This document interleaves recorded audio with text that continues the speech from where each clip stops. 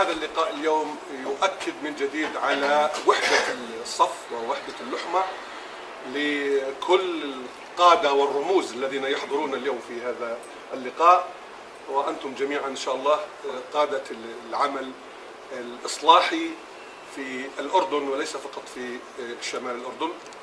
ونؤكد على أن مسيرة العمل الإصلاحي ستستمر إن شاء الله. جئنا اليوم لنؤكد على كما قلت على مبدأ التواصل واستمرارية التنسيق والتعاون فيما بيننا وتبادل وجهات النظر والاقتراحات المتعلقة في المرحلة القادمة التي لا بد أن يستمر فيها هذا الحراك ولا بد لحراك الشمال أن يبقى متميزا كما بدأ، وما كان ليتأتى هذا لولا فضل الله أولا ثم روح العمل الجماعي التي باتت تحكم الحراك في شمال الأردن.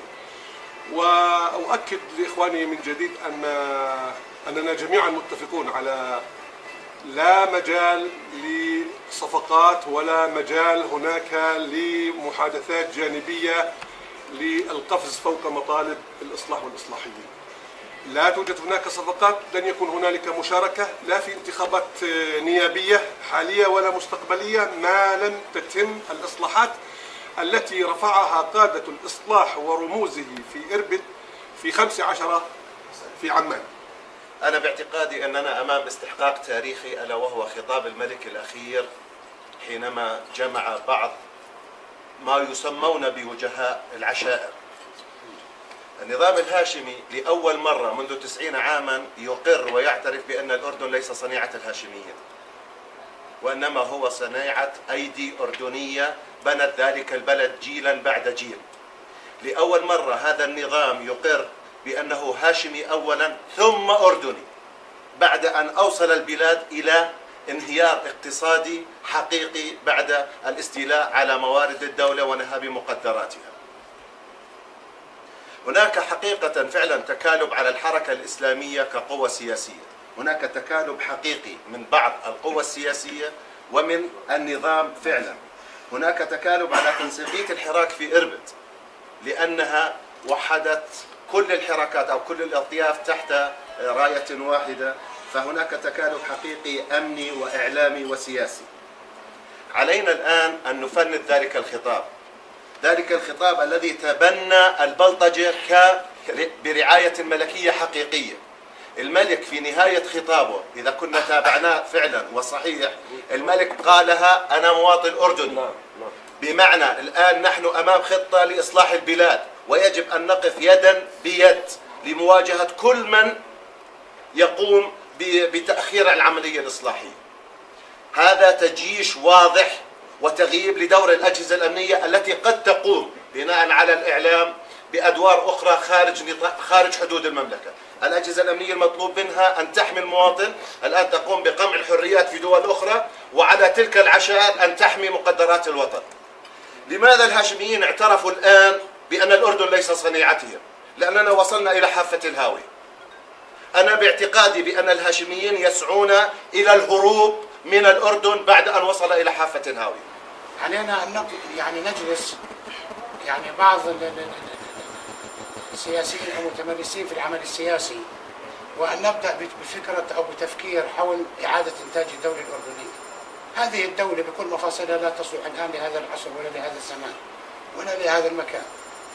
يجب التفكير جديا بإعادة إنتاج الدولة الأردنية. بحكيش عن إسقاط نظام وعدم إسقاط نظام، قد يبقى الملك، لكن في إعادة إنتاج لكل مفاصل الدولة الأردنية وهيكلتها من جديد. لأنه في ظل هؤلاء الأشخاص مهما أتيت من دستور أو قوانين سيفسدوها ولو مهما عملت. ولذلك لابد من إعادة إنتاج الدولة الأردنية بخططها وقوانينها ودستورها وتشريعاتها وشخوصها. حتى نطالب أنه لا يجوز للملك بأي حال من الأحوال أنه يحكم 7 مليون مواطن بظل دستور أردني ضعيف، بظل دستور أردني وضعوا أشخاص فاسدين. نحن اللي نطالب به المشاركة السياسية، إنه يكون الشعب مصدر سلطات. احنا بنحترم الملك وبنقدره، لكن هناك مثل عربي يقول إنه اللي بده إياه كله بده يروح كله. مش معطينا إشي يا أخوان. اللي أنا شايفه انه مش معطينا اي شيء. يعني مجلس الاعيان هو اللي بحله، مجلس النواب هو اللي بحله بعينه بحله، الحكومه هو بحطها، رئيس هيئه الاركان هو المسؤول عنه. يعني انا بدي اسال انه دور الشعب الاردني شو دوره بالمجتمع؟